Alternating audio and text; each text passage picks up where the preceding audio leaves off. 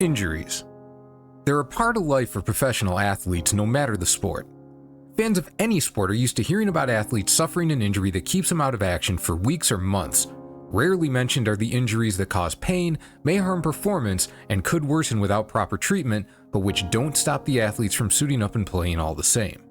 Eventually, though, the vast majority of professional athletes have to miss some amount of competition, whether it's due to finally suffering a serious injury, a series of hurts that have piled up to demand rest, or forward-thinking caretaking to keep them ready for more serious events, even if it's not the most popular decision. And the few who never miss a competition generally have off-seasons to thank for the recuperation time they need to stay on the field of play. Top-level sumo wrestlers, however, have neither the luxury of missing time as a matter of course, nor an off-season to speak of. Their bouts may usually be short, but 15 of them in 15 days is an exhausting endeavor. In and of itself, this may be manageable. Where they lose out is in only having a little over 6 weeks before the next competition. It's difficult to let minor injuries heal when some amount of training is necessary to stay ready, which risks them getting worse, and more significant injuries simply do not have the time to repair themselves before the Rikishi is thrown back into action. And sitting out means loss of rank, a possible reduction in salary, and for the second division, the bottom of the top if you will, a loss of salary entirely. Therefore, welcome to a modest set of proposals on the treatment of injured sumo wrestlers. I know the norm is a modest proposal, as in one, but I got more than one to talk about. There will be chapters for each of them, so if there's one that doesn't really appeal to you, click over and check out the others. Also, I've been working on this script for a few weeks, well before John Gunning released his editorial with the Japan Times about nixing the July Basho so Rikishi have an off-season of their own. I think that's a pretty reasonable idea, and I'll link the article in the description, but he makes that argument clearly enough that I don't need to add it in here.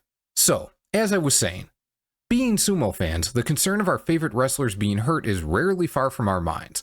This obviously applies when our guys are injured and unable to perform, but even when our favorites are relatively healthy, we know they're always at risk and, in some cases, working on borrowed time. This has led to conversations being started and restarted over how injured wrestlers are treated, so I wanted to take the topic from quickly forgotten Discord chats and forum posts and make something a little more permanent. Before we talk about what can or should be done for injured wrestlers, we should introduce what's been done in the past. In 1972, Sumo introduced a system called Kosho Seido to offer some rank protection and extended recovery time for injured wrestlers. If the term Kosho sounds familiar, that's because it was reintroduced to similarly protect wrestlers who had to skip or drop out of tournaments in the last few years due to COVID. Kosho simply refers to a Rikishi having their rank locked, or locked as far as practicable, when they're unable to fight. Think of it as the flip side of Kyujo, where Rikishi is hit with a loss for each bout they have to skip, and their rank is affected accordingly. The Kosho Seido system worked according to a fairly straightforward set of rules.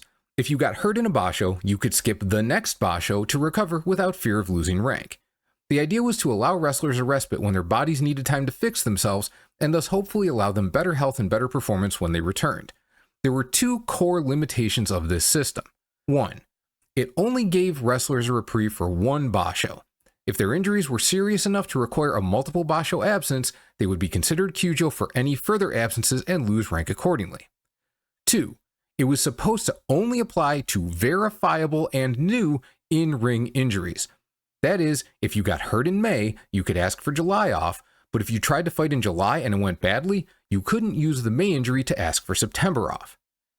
The first limitation makes enough sense. They didn't want guys sitting out for long, or else there would be holes all over the Banzuke in terms of who's fighting in a given Basho. The second is part of why they may have run into problems.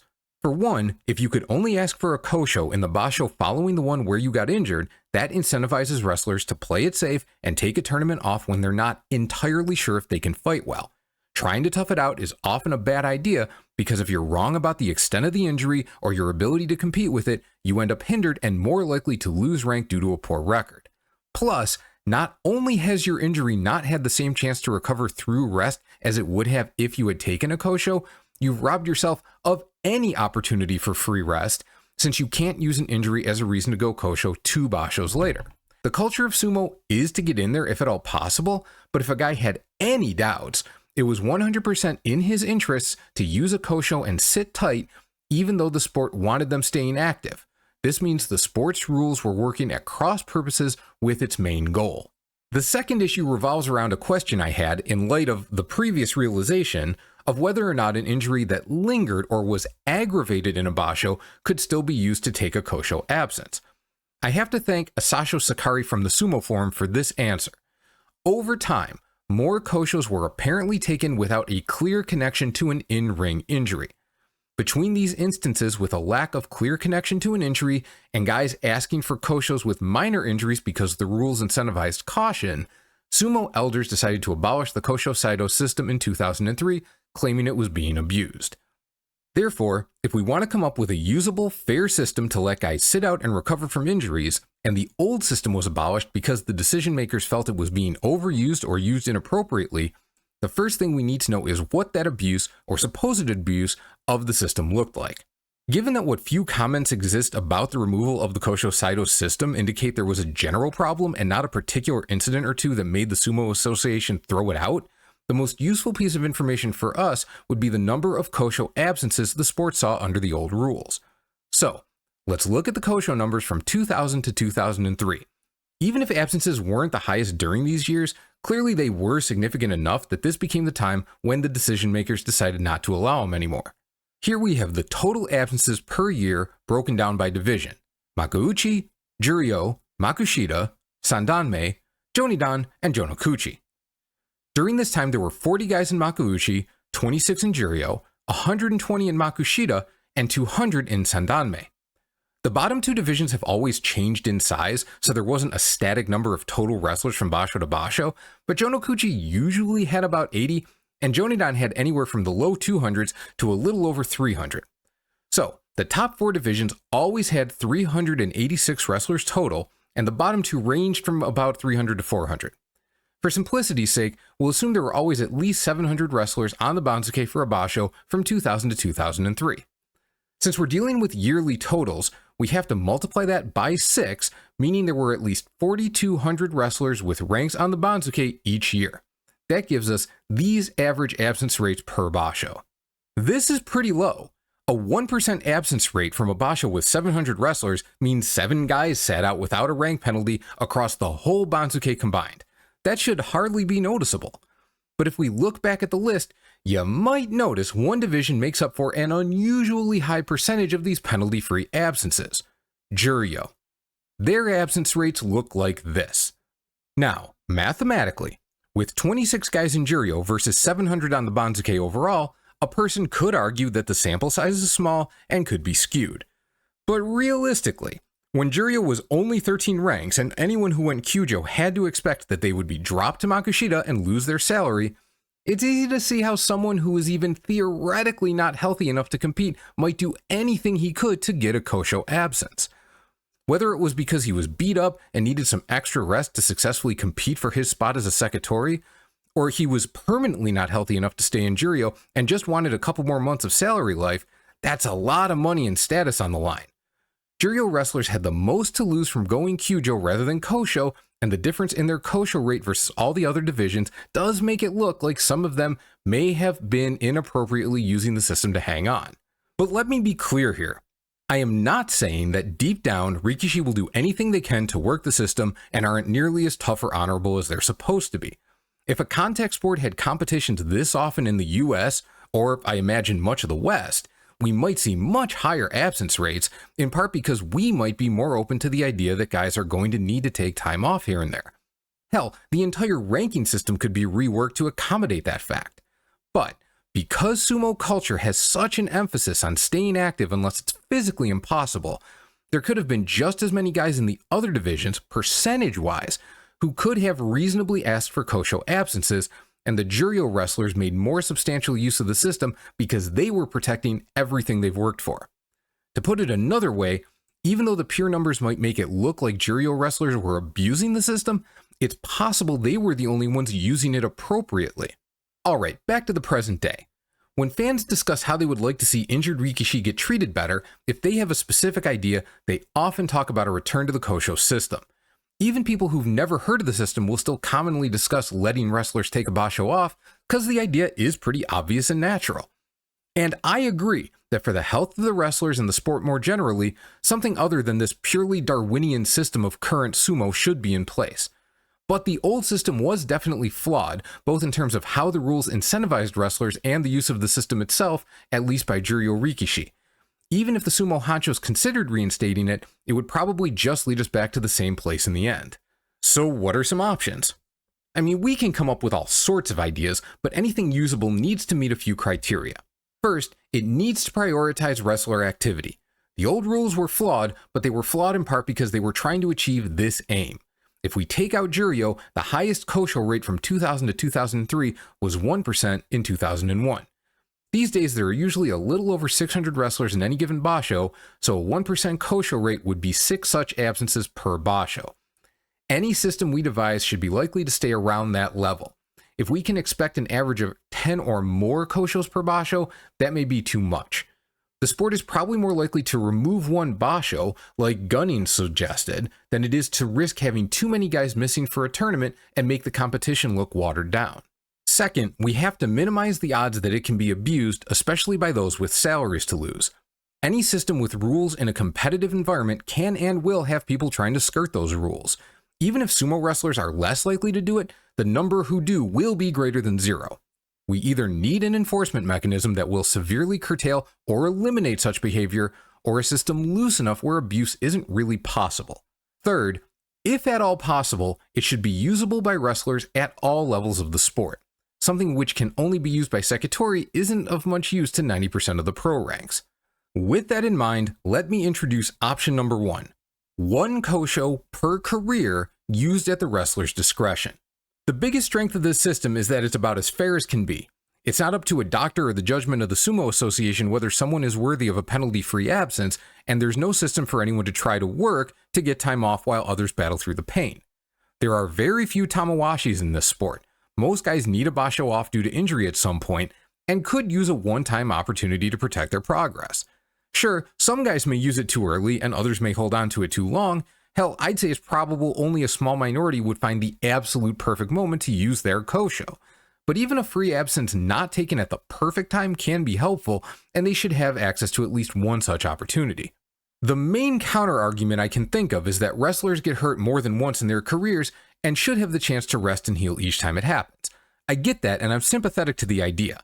But the old system, in theory, allowed this, and it still got shut down. So let's look at it and see why it's really difficult to fix in a way that maintains the ability for everyone to take Koshos as necessary. The first part of the rule set was that if someone was hurt, even if not seriously, he had to take off the next Basho if he wanted a Kosho. The only way to change that part is to allow wrestlers to take off a Basho further down the road. But the longer you wait to request a Kosho, the less relevant the injury is to that request in most cases, and the less sense it makes to grant the request on the basis of that injury. It would also inevitably increase the number of Koshos. There's effectively zero chance that more guys fight through an injury because they know they can take a tournament off later if they need to, then wind up not taking time off at all, than there would be guys who point out an injury 4 or 6 months after they got hurt and request a Kosho that wouldn't have been available under the old rules. It just looks like a more complicated version of the old system with better intentions, but likely worse results. From there, the next step is to disconnect the ability to request a Kosho from specifically having suffered an injury in competition. This is simpler, and an additional upside is that this idea is inherently less able to be abused since nobody has to be convinced of when you suffered a given injury. You just have to be injured. The downside is that, like professional athletes in most contact sports, sumo wrestlers are hurt in some way or another basically all the time. Half the Banzuke could probably make an argument for going Kosho from any given tournament. So some sort of limitation would have to be placed on when or how often wrestlers could get a penalty-free absence from competition. Alright, so what would those limits be? If we take away the in-competition requirement, the only thing left is the severity of the injury. This turns into a mess of judgment calls though. Let's say a panel of doctors hired by the Sumo Association makes the calls here. They're theoretically neutral since they're not hired by specific stables, and they'll probably have more reasonable outcomes if more than one person decides whether an injury is severe enough. There would inevitably be stories about wrestlers receiving questionably favorable or unfavorable outcomes, but this is probably the best setup we could hope for. But even if we had such a good panel of doctors that nobody really questioned their judgments, there are still complications. What if there are more guys requesting Koshos who the doctors agree qualify on whatever basis is set up, like requiring a minimum 2 months of recovery, then the Sumo Association can stomach sitting out. Are the doctors then pushed to deny more requests? Does the system just get shut down? Do they need a method of prioritization? How does all of that work? Also, what if a guy has an injury he can compete with, but which will only break down further without surgery to fix it?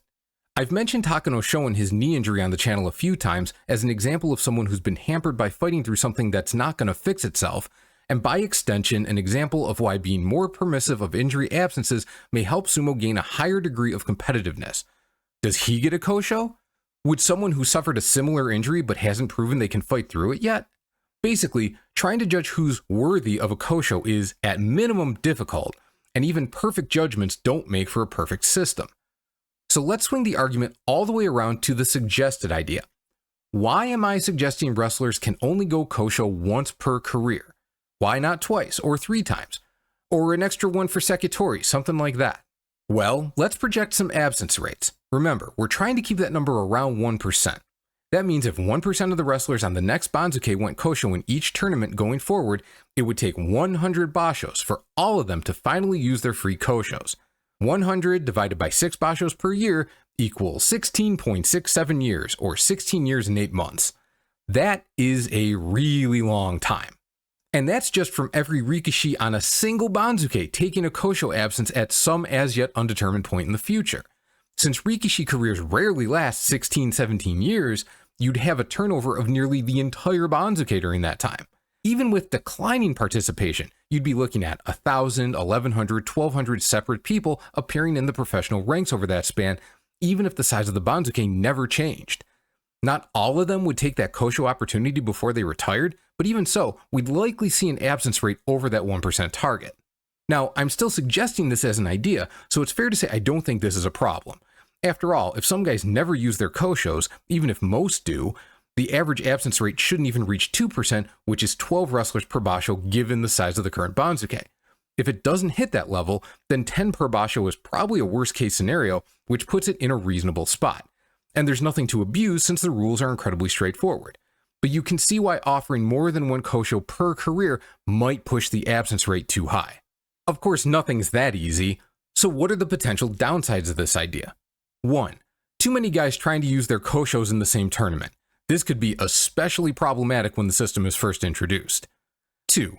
Everyone in Juryo taking a Kosho when they're on the decline to ensure themselves 1 extra Basho's worth of salary, possibly more if that extra rest helps them perform better for a bit longer. Some Makuuchi wrestlers might see the end coming and do the same, just at a higher salary. In other words, the issue that broke the old system only on steroids. The fact that in this case the system isn't being abused or gamed, and that this behavior falls squarely within the rules, doesn't necessarily make it desirable. 3.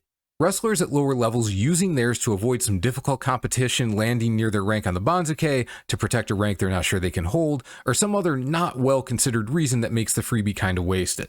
Number 1 would definitely become a problem, and quickly, without some extra rules put in place. Unless the Sumo Association was willing to accept there might be a Basho where way more guys than they'd like go Kosho every so often, which is questionable at best, some kind of limit would likely be placed on how many wrestlers per Basho are allowed to go Kosho.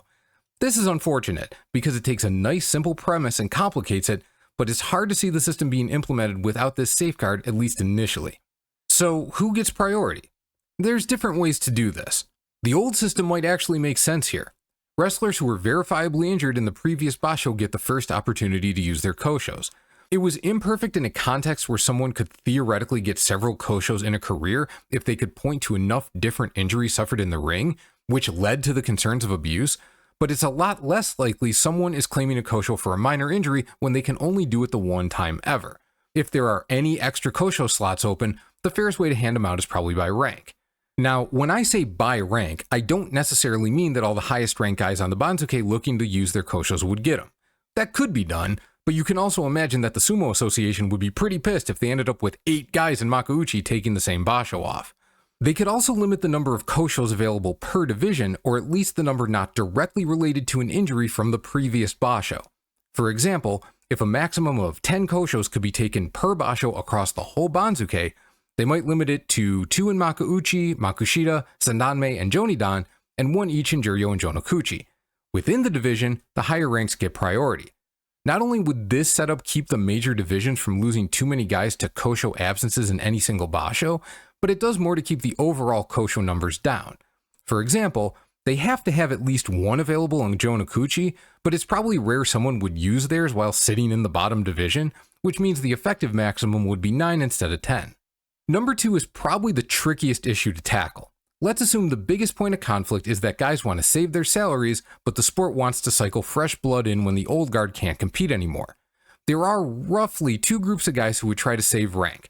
Newcomers to the division who made it by some magical run and are pretty sure they won't stick around, and old-timers who are on the way out but want that extra, and not insignificant, couple months of salary. The first group is pretty easy to deal with. Unless you've spent at least 6 straight Bashos in a certain division or higher, you can't use your Kosho in that division. I'm saying 6 because that's a year. Maybe a fairer number would be 3 or 5 or 10. It could also be based on total Bashos in or above that division, or a mix, like 12 total or 6 consecutive. You get the idea. Trying to prevent veterans from clinging to salaries they can no longer fight for is tougher. But, maybe it's not really a problem. It might be a freebie for someone near the end of his career when the system is instituted, but in the long run, maybe it's a fair reward for someone who stayed on the grind for years without ever taking his free absence. I don't have a great idea for this one other than to just accept it. Let me know in the comments if you have any thoughts here. Also, there's a question of whether Ozeki would be allowed to use this and essentially get a chance to go double Kadoban. I'm a little torn on this. On the one hand, the fact Ozeki are expected to perform at a high level but don't get the ability to take Bashos off like a Yokozuna does make me feel like being able to get an extra 2 months to deal with injuries one time in their career is fair. On the other, I'm positive the Sumo Association would be pissed if an Ozeki went Kosho as a desperate attempt to hang on, and as we've seen recently, struggling or absent Ozeki really take away from the vibe of the sport. Something else to leave a comment on if you have an opinion on this. As for number 3, it's entirely possible plenty of guys won't make the best use of their free Kosho. They'll think it's better to use it than not, even though their allowances from Division 3 on down aren't enough to be worth protecting if they have even a sliver of an opportunity to reach a salaried rank. But that's on them, and the fact it's on them simplifies matters tremendously. So that's the idea of 1 Kosho per career, flat out, no questions asked. Let's go to idea number 2. This one is a lot quicker to explain because I've already mostly explained it. Allow a specific number of Koshos per division in each Basho, with requests prioritized by rank after the relevant Banzuke comes out, except instead of each wrestler only being able to take 1 per career, they can take 1 every, say, 2 years. Furthermore, because the Sanyaku wrestlers are supposed to be at the pinnacle, they can't do this. In Makuuchi, only Maegashira wrestlers can take this kind of Kosho. I'm pretty 50-50 about this idea, mainly because it allows guys to protect their ranks, but then also goes first to guys at higher ranks, which can create a self-fulfilling cycle for someone who's at the top of their division, but always fighting their body to stay there. Still, I'm putting it out there because the number of Koshos per Basho can be tightly controlled, it allows for multiple Koshos in a career, and some other criteria can be added, especially an objective one like, is undergoing surgery, rather than a more subjective one like, is sufficiently injured according to doctors. We're shifting gears a little bit for the third option, which is the return of HD ranks. This one goes a little around the bend, but bear with me. First, so we're all on the same page. HD is short for Haradashi, which means overhang. It was used when a certain rank had more than 2 guys in it. Those below the first 2 would be listed as HD. They stopped using that term a long time ago. We only have more than 2 wrestlers at a given rank in the Sanyaku now, and when that happens, we just list the rank for everyone rather than putting HD next to everyone below the first 2 guys. The idea is this. Part of the reason why Sekitori wrestlers finding reasons to go Kosho is a problem is that it doesn't allow newer wrestlers to ascend the ranks. There can only be so many guys in Makuuchi and so many in Juryo, so if people hang on to those spots without fighting, it's completely inactive. The holder isn't participating, but no one can take the rank from them. So, what if we temporarily take those guys off the Banzuke altogether? Basically, if someone takes this option, instead of holding rank on the Banzuke while not fighting, he's removed from the Banzuke entirely. This opens a slot for someone to move up. When the wrestler is ready to come back, he's placed at the same rank he was in previously, but as an HD rank. If you know the sport, you might currently be saying, no, that's not going to work, because they're not going to pay an extra salary to the guy not on the Banzuke. Which is why, if he takes this option and goes off the Banzuke, he doesn't get his salary. At a glance, you might think that's crazy and wonder why the hell anyone would voluntarily do that. Now, what would be crazy is choosing to do this as a komusubi or high maegashira, something like that. Wakataka Kage was Kyujo as a komusubi last Basho. On the next Banzuke, he'll probably be maegashira 9, 10, 11, then in Juryo after that. If this option was available and he took it last Basho as a komusubi, he'd give up at least 3 Bashos of salary, then come back from a long-term injury and fight the Yokozuna in his first match. That's madness. However, if he waits until he's gonna drop to Juryo, then says, okay, take me off, the Banzuke committee says, alright, he's Juryo 4 or whatever, and sets him aside. He loses out on that Juryo salary. But then he can take whatever the appropriate recovery time is, get himself right, and come back as a Juryo 4 HD rank. Whenever that return happens, younger wrestlers coming up the ranks will have gotten the chance to start making their marks as desired, and then the wounded veteran comes back to test them as he starts ascending again. Yes, this would mean an extra person is getting demoted out of Juryo when he comes back to make space, or one fewer person comes up for Makushita, but Banzuke moves are rarely completely fair, so that shouldn't be a huge deal. More importantly, a proven salaried wrestler doesn't have to come back as soon as he theoretically can and spend months climbing again just to get that salary back. Terunofuji's comeback story from his absurd knee injuries is incredible, but it's also the kind of thing that most people can't do and, for the health of the sport, shouldn't have to.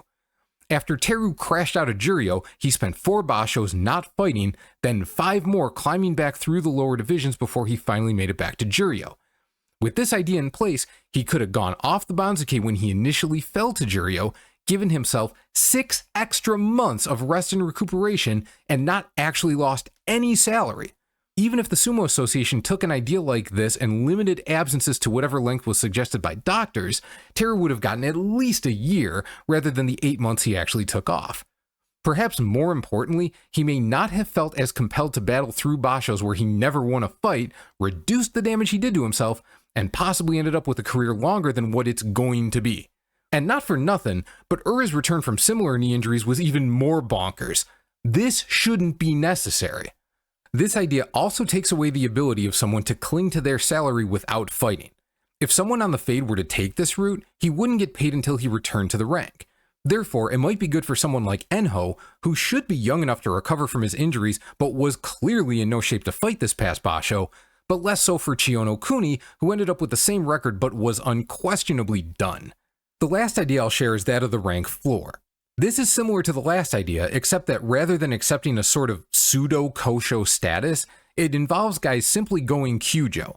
However, there's a maximum distance you can fall based on the highest rank you held for, say, 3 consecutive Bashos or 6 total. Basically, you have a track record of being able to maintain a given rank.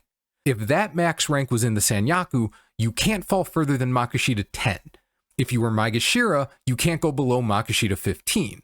If you were in Juryo, you can't go below the bottom of Makushita, so Makushita 60.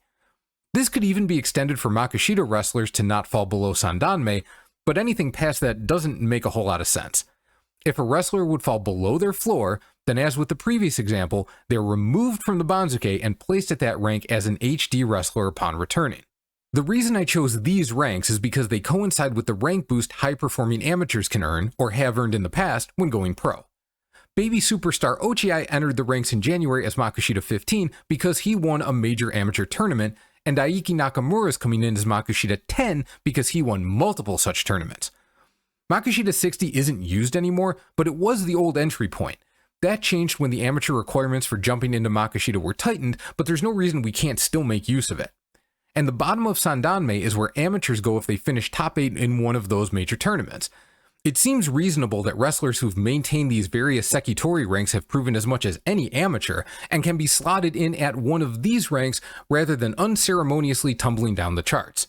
As for the impact on the Banzuke, like the previous idea, it doesn't do much for short-term injuries, but if someone needs major surgery and will be out for a while, it minimizes the time they'll need to regain their old positions as long as they're still capable of fighting at that old level. To be more specific, top division wrestlers are the ones who people most want to see return from injury and who are undoubtedly the most reticent about giving up their pay. If they only drop to Makushita 10 or 15, they can generally return to Juryo and salary life immediately if they win the Yusho, so the loss is minimized.